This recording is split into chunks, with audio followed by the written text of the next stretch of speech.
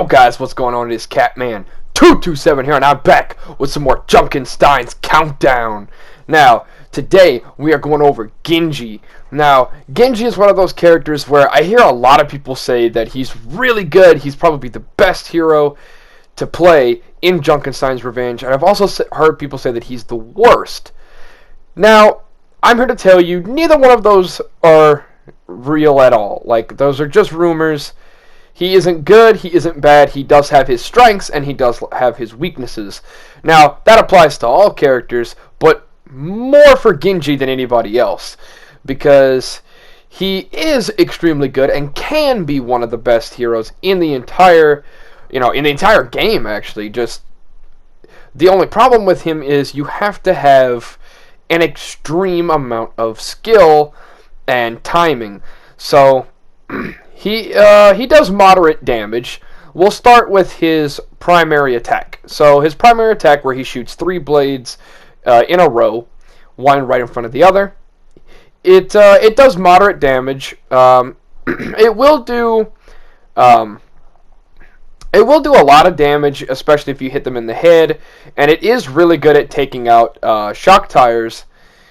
Genji, as long as you can projectile aim his primary fire, or his secondary fire for that matter, you can take out rip tires pretty easily if you're good at it. See, I'm not a pro Genji at all. I don't really know how to play Genji all that well. I mean, I'm decent, but there's probably people that can play him much, much, much, much better than me. He's just not one of my strong characters. But I have found out that if you angle it right and you get the right timing, you can take out rip tires pretty much almost every time.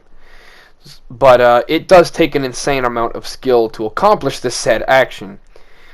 Now, as for his scatter blade, where he throws 3 of them in a cone in front of him, that one is really good for bosses like the monster or even Junkenstein if you can get up there. But not so much from any of the smaller targets like the witch, or the Summoner, or even Reaper for that matter. But it does work. I mean, his deflect is a little bit different. I find that with the deflect, you can do a lot of things with it. So the first thing you can do is you can deflect Junkrat's. What I like to do with it is I like to just deflect Junkenstein himself's grenades to either the witch or the monster. Now, that's for obvious reasons, but it's really hard to land it on the witch because she has such a small hitbox. So what you'd want to do is try to, the first three, if it doesn't connect, just go for Roadhog, because it's just a lot better to do it that way, because you don't want to be wasting your deflect on, because it does have quite a bit of cooldown, especially in Junkenstein's Revenge, but you need to try to use your deflect to either deflect it back at Junkenstein himself or at Mercy. But like I said, she does have a really small hitbox, so it's kind of difficult to do that. And his Dragon Strike is, I don't really know about this ability, because it can be really good and other times it can just be completely wasted, kind of like Genji in quick play or in competitive. But this, it counts a little bit more because you have to, you just cannot afford to make mistakes as Genji. That's his main downfall. If you play him perfectly, you land a majority of your shots, you land your headshots, you take out your rip tires, it can all work. But you basically use your Dragon Strike, your Dragon Blade, you use it the same way you would in quick play. You get a kill, you slash, you get a kill, you slash, you get a kill, you slash, you get a kill, you slash. It's not really all that effective against bosses. I mean, it's good against the Summoner, Roadhog, and even Junkenstein, but it's not so much good against, like, Roadhog. I mean, Mercy, Summoner, and Junkenstein are literally the only ones that I would personally use it against, although I have used it against the monster before, just because there was nothing else to shoot at. But I don't know. It's very difficult because it's really good for taking out Riptires if you have the opportunity. Now, obviously, if it's across the map, you don't want to just waste your ultimate dashing all the way across there and getting out. But if you know that you're going to be somewhat close to it, then you can dash over there, use your Dragon Blade, and one-shot the Riptire. So it's really good for that. And it's really good for crowd control, too. So, like, what I like to do is I stand up on the ramp, and I'll just, I'll just slash all the enemies and get a bunch of kills and do crowd control damage. But for bosses, it's a little bit different because it doesn't really do all that much damage, which is surprising considering it's very effective in quick play. But I find that Genji is best paired up with Ana in Junkenstein's Revenge just because, like, if you're going to run Genji, have an Ana. Like, I would not suggest running Genji if you do not have an Ana on your team.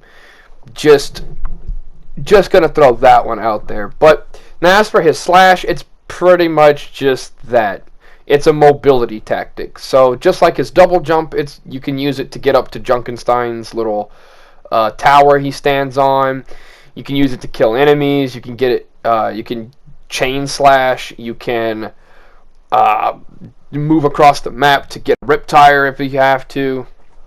Because like I said, he's really good at taking out Riptires. He's probably one of the best for taking out Riptires just because he can one-shot it.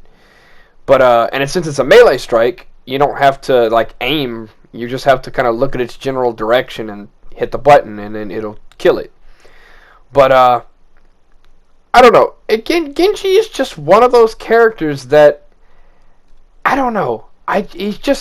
He's difficult. We do end up winning this game in this gameplay footage right here.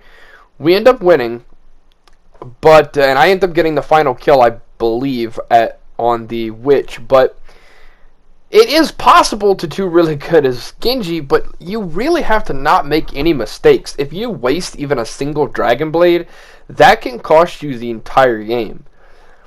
And Genji's just not, like, I don't know. Because he has the potential to be the greatest hero in Junkenstein's Revenge. It's just, he has such a high amount of skill rating that it's really difficult to class him. Just because there's not really all that many tips and tricks I can really give to you, besides just play Genji the way you normally would. Aim for headshots with his blades, try to make as much of them connect as possible. If it's a bigger target, like Roadhog, you just start throwing your blades into him. So like, you use your secondary fire, obviously, to just fire into him. But with little bosses like Symmetra and Mercy, it's a little bit different because you can't really deflect anything back at them, and you don't really have an efficient way of killing them. Like, I guess you could use your primary fire, that would be your best bet, but I don't know, he's just not that efficient at taking them out. He's really good for taking out like little guys like Zomnics and Zombirators and stuff.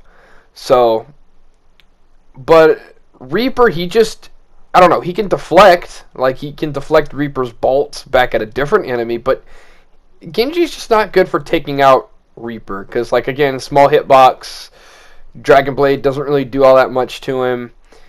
But I guess what you could do is whenever Roadhog starts doing whole hog, you can just pop your deflect and start deflecting all that shit back at him. But I feel like it'd be more beneficial to save. Like, if you think an ultimate's coming, like, because a lot of the whole hogs and stuff come out towards the end of the round, and that's when a lot of Riptires come up. So towards, like, if you're doing endless mode, I would probably wait until, like, bonus wave 1, and then just start sitting on your ultimate. Only use Dragon Blade for crowd control and Riptires, but Riptires mostly. That's really what you want to sit on that blade for. You want to sit on that blade. The only time you should ever pop it other than that is if you get nano boosted. That's about it. If you get nano boosted and there's bosses everywhere and Zomnics everywhere, just pop it and kill as much as you can. And when if a Riptire comes out, just try to do your best and kill it, and just hope you can, because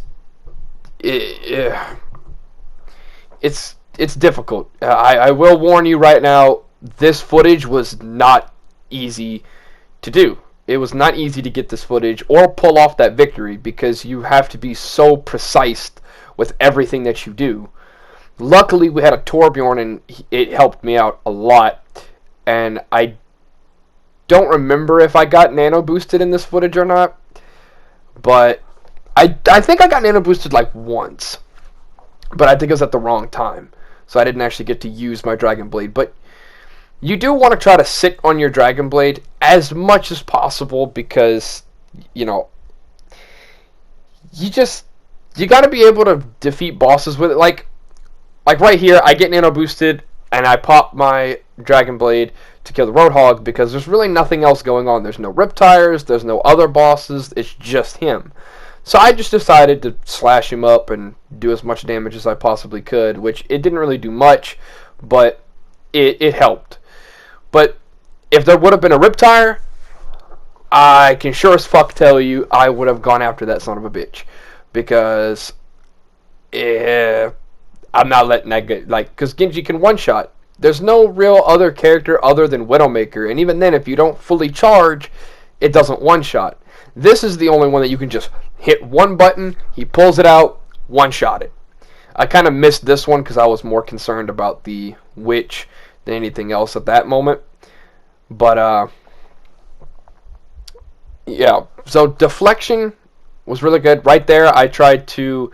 Another good thing about it is you can use the deflect, so if your ultimate's on cooldown, I tried to deflect some of the grenades that Junkenstein was shooting, plus some of the bullets that Roadhog were shooting at me, and I was trying to deflect all that at the Riptire, which it did do a little bit of damage because I got a hit marker, but it doesn't do much. It doesn't one-shot it like you would think it would. You would think a direct hit from a grenade would one-shot it, but it doesn't.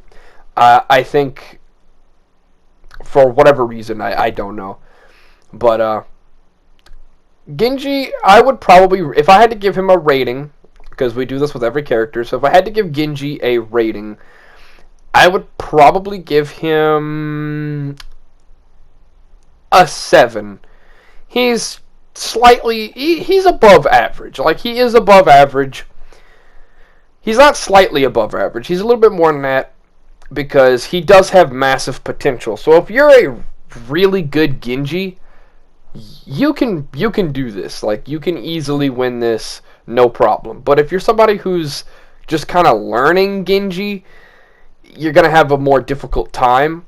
I'm not saying still don't pick him, because obviously Junkenstein's Revenge is a PvE mode, so it will help you. Just don't let it create bad habits, because I know, you know, using Dragon, the way that you'd have to play Genji in a PvE mode is much different than how you'd have to play him in a PvP mode. So you can't let these strategies and stuff get in your head and fuck with you in a live match with PvP, because Junkenstein's Revenge and, well, pretty much any of the Overwatch PvE modes will put bad habits on you, because, you know, you're going to forget how players actually move if you play too much, and you can't just, you know, adapt the strategies and try to use the strategies of Junkenstein's Revenge in quick play. It just doesn't work. So, but it will help you aim, it'll help you get timing, and it'll help you learn when to use specific abilities. Just don't adapt the strategies in an actual quick play match, because the way that, like I said, the way that you play Genji in PvE is much different than you play him in PvP. Because in PvP, you have to, like, I don't know, you have to, like, kind of, you have to be a ninja, you have to be stealthy, you have to sneak around, you got to get a pick, and then, if possible, nano blade in and kill everybody, essentially. Make a huge play like that. But here, it's not really all that spectacular. You just kind of use it to cut down some of the enemies.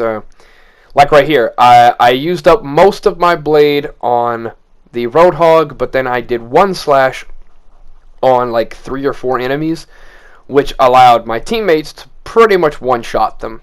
So one slash can bring them down to such low health they can get one-shotted. So it's a good strategy to kind of split it up. So a majority of my damage went into the boss, while I did one huge slash on a bunch of enemies, weakening them. So if your team is actually doing what they need to do, you can you'll be able to kill them much faster. But I don't know. Again, Genji's just, it's a very weird, he's very interesting. I'm not going to say weird because he's not weird, but he's a very interesting character to play in Junkenstein's Revenge, because it's something that you wouldn't expect. Like, a lot of people see Genji and they say, oh, he's throwing. Like, I've heard people say that all the time, that he's throwing because he's Genji. Oh, he went Genji, he's throwing. But that's not really the case, because if I can win as Genji, someone who doesn't play Genji in quick play at all and barely even knows what the hell I'm doing, I'm pretty fucking sure that anybody else can also do it. But I'm going to let you guys watch the rest of this gameplay, because it's pretty impressive. So I'll let you guys watch the rest of this.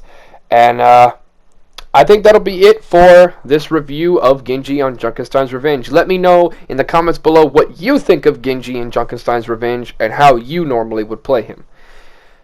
So with all that being said, I will see you guys in the next video. Later!